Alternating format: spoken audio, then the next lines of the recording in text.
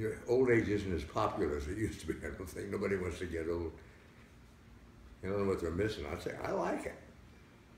You know, one of the big advantages is you look back over 90 years of history, the whole span, and you know you see the good things we did and some of the big mistakes we made, some of the roads not taken, the wrong roads taken, and it's gotten a little silly.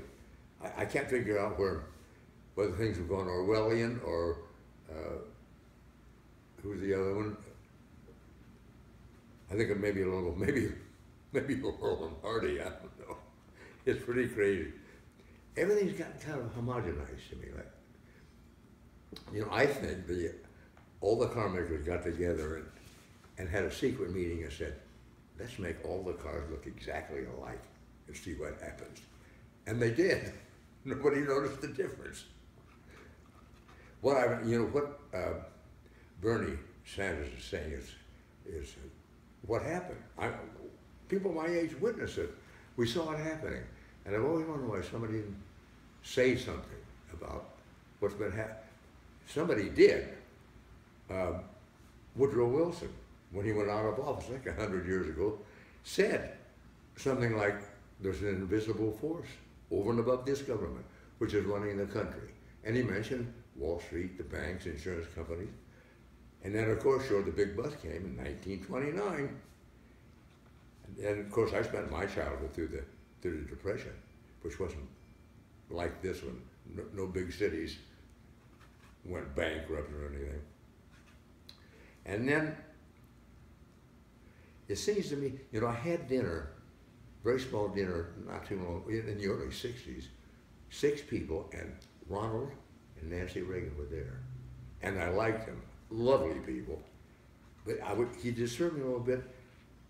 He felt that, the right to work, fundamental right.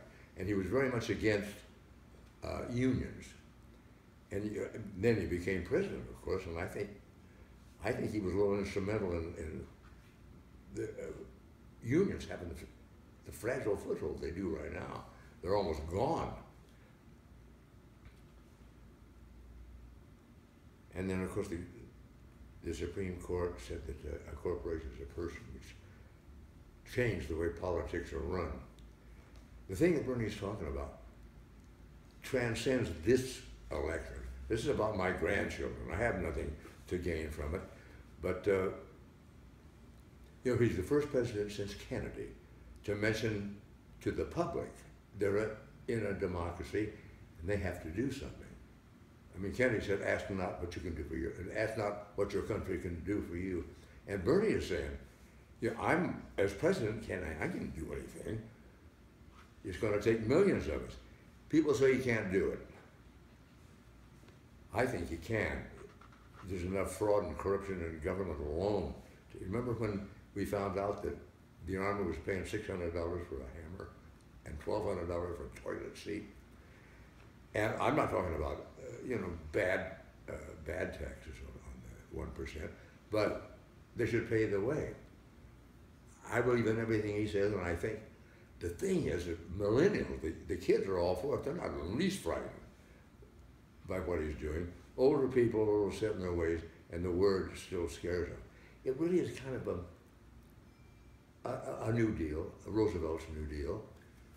In many, many ways, I don't think it's any more frightening. People are afraid he's going to do something drastic, and there's nothing drastic about it. I voted, when I became of age, I voted for Truman.